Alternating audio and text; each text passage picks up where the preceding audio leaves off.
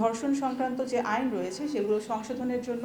10 দফার দাবি নিয়ে আজকে এই ধর্ষণ আইন সংস্কার জোটটি তৈরি করা হয়েছিল। ধর্ষণ আইন সংস্কার জোটের পক্ষ থেকে আমরা কিছু সুস্পষ্ট দাবি আপনাদের সামনে তুলে ধরতে চাইছি। তদন্তপূর্বক দোষী ব্যক্তিদের দ্রুত আইনের আওতায় এনে যথাযথ বিচারে পদক্ষেপ গ্রহণ করা, সংশ্লিষ্ট ভুক্তভোগী তার পরিবার এবং সাক্ষীর সুরক্ষা এবং তাদের জন্য যথাযথ ক্ষতিপূরণ নিশ্চিত করা,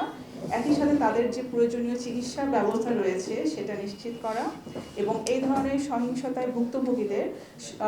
সেবা প্রদানের জন্য যে সরকারি সেবা প্রদানকারী প্রতিষ্ঠানগুলো নিয়োজিত রয়েছে তাদের জবাবদিহিতা নিশ্চিত করা,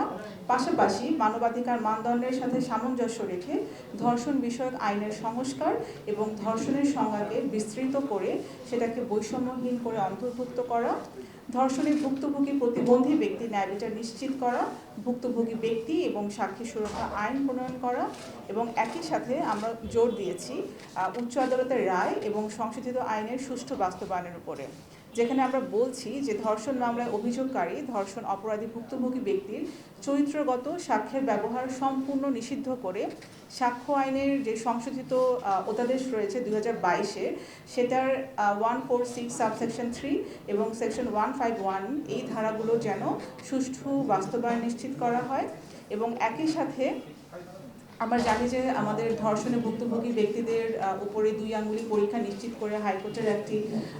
সুস্পষ্ট নির্দেশনা সম্বলিত রায় রয়েছে। সো সেই রায়টার সুষ্ঠু বাস্তবায়ন নিশ্চিত করা এবং এই লক্ষ্যে স্বাস্থ্যসেবা বিচার বিভাগ, দ্যাট মিনস বিচারক, প্রসিকিউটর, আইনজীবী এবং বেসরকারি সংস্থার সংশ্লিষ্ট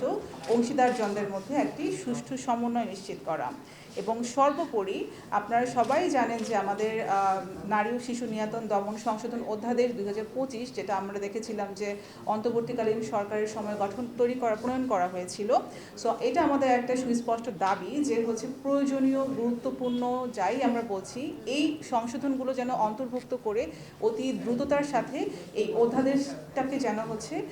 আইনে রূপান্তরের উদ্যোগ গ্রহণ করা হয় এবং আমরা আশা করছি যে এই উদ্যোগের মধ্য দিয়ে ভুক্তভোগী ন্যায় বিচারের অভিগম্যতাটা খুব দ্রুত নিশ্চিত করা সম্ভব হবে। সর্বশেষ যেটা বলে আমরা জোটের পক্ষ থেকে আমাদের শেষ করছি যে বাংলাদেশে যে নবনির্বাচিত সরকার রয়েছে তাকে সংবিধানের সুষ্ঠু প্রতিপালন এবং দেশে বিদ্যমান আইনের সুষ্ঠু প্রয়োগের মাধ্যমে নারী ও কন্যা শিশুর প্রতি সহিংসতা প্রতিরোধে দ্রুত কঠোর পদক্ষেপ গ্রহণের মধ্য দিয়ে দেশে আইনের শাসন এবং ভুক্তভোগী ন্যায় বিচার প্রতিষ্ঠায় কার্যকরী ভূমিকা রাখবে।